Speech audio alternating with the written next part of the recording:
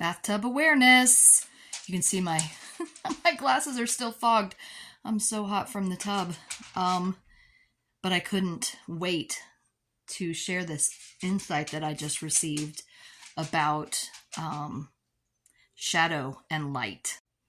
So I've been doing this work with Gene Keys, and we study shadow, gift, and city, the highest gift.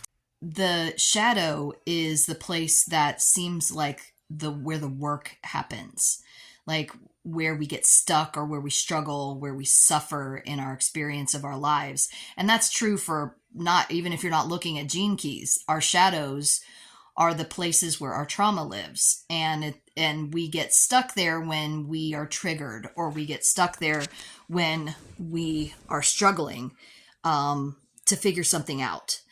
And when we do our deeper work, whether it's through therapy or journaling or any other kind of work that we might do to get us to a place where we can see through the shadow a little bit, we shine some light on the shadow.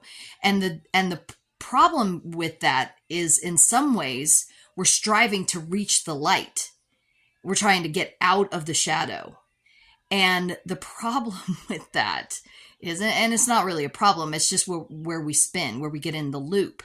The loop is that we don't recognize that the place in the middle is what we actually want. But we keep trying to get to the light instead of using the light to shine in the darkness and to help us see within the shadows so that we can reach that place of level playing field, where we can reach that place of balance and of harmony and of peaceful experiences.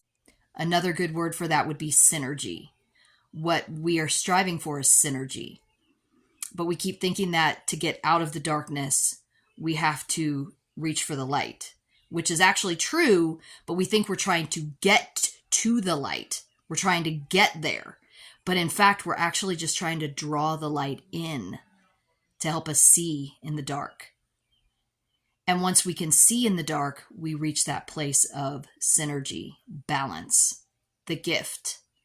The gift of life is presence.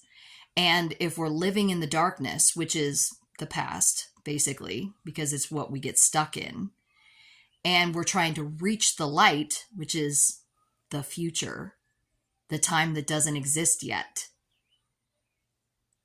we're going to keep bouncing back and forth between dark light, dark light, dark light. And we are thinking that we're getting to a place where, in fact, all we have to do is balance ourselves out, reach that synergy, and find presence, which is where the gift is. The gift of life is in the present, right?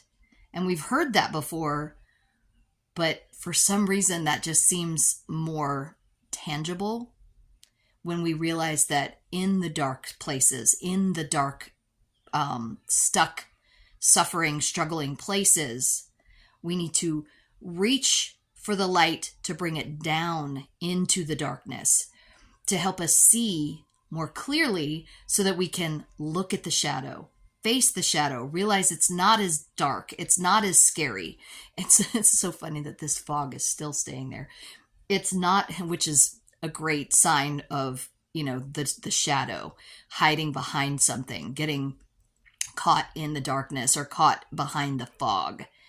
And when we talk about reaching through the veil, we're actually trying to bring the light into that dark place. We're trying to find the light within us, remember our grace, remember our peace, remember our perfection, and bringing that to the shadow and looking at the shadow and reminding the shadow, hey, look, this is actually who we are.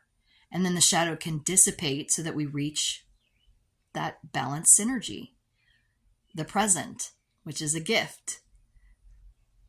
Seems like kind of a duh thing, but sometimes when I think it's a duh thing and I share it, I realize it's actually not so duh. A lot of people need to hear exactly what I needed to hear.